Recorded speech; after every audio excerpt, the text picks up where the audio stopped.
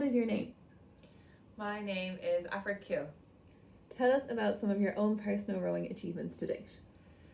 So I started rowing in secondary school, and along the way I've become a multiple European medalist, an Olympic bronze medalist, and most recently I've managed to qualify the women's pair for the Paris Olympic Games that's happening next year. And how long have you been rowing?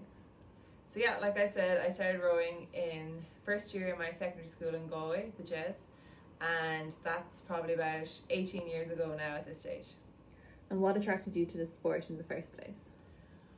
When I went to my new school, I didn't know anyone in the school at the time, so I just picked up rowing along with basketball and hockey to try and make some new friends along the way. Did you ever imagine you would achieve what you've achieved so far? Definitely not. Like I said, it was just a means to make some friends and I suppose get some exercise, stay fit, and yeah, I can't believe that rowing is now my job essentially, and I get to do it every day with my friends. What has been the hardest part of your rowing journey to date? So a couple of years ago, in 2019, I had to take a couple of months out of the boat because I was quite ill, and this was just as racing season was kicking off, so I had done all the long winter miles and I was really upset to miss out on all the international racing.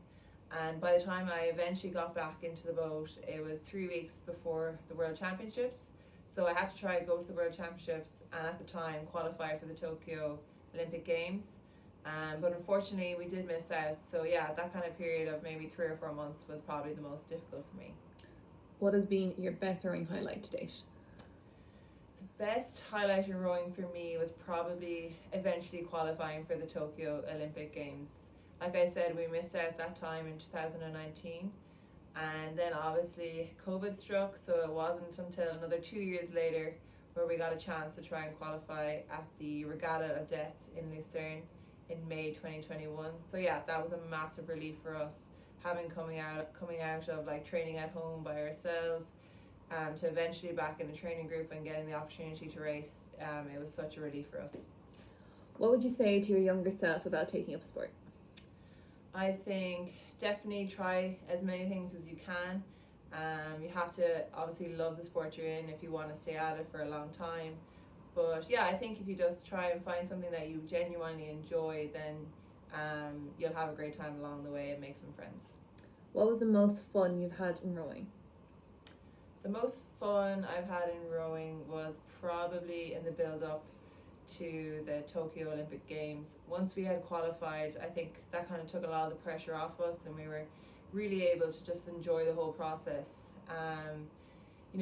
Heading to the Olympic Village with the rest of Team Ireland, not just the rowers, all the other sports, that was an amazing experience, and yeah, there was just a huge buzz about it.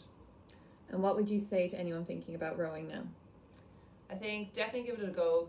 It's such a different sport to anything else, A lot of the times people are kind of only exposed to maybe soccer, basketball, hockey, all the usual sports. So if you get an opportunity to try rowing, it's a great one. There's rowing for everyone, whether it's river rowing, coastal, beach sprints, there's so many opportunities.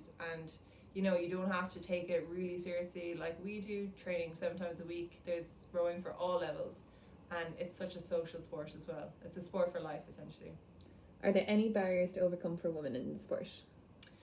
I think unfortunately yes, a lot has changed over the last couple of years and it's definitely gotten better, but I think there's a lot of visibility issues for women in sport, and I think probably financial problems is probably one of the biggest ones, and unfortunately money is generally what keeps like clubhouses open and teams afloat. So yeah, that is probably still a big problem for women in sport.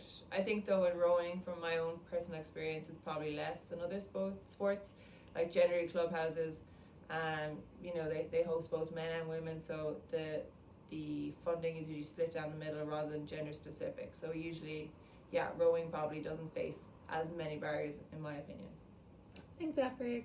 Thank you.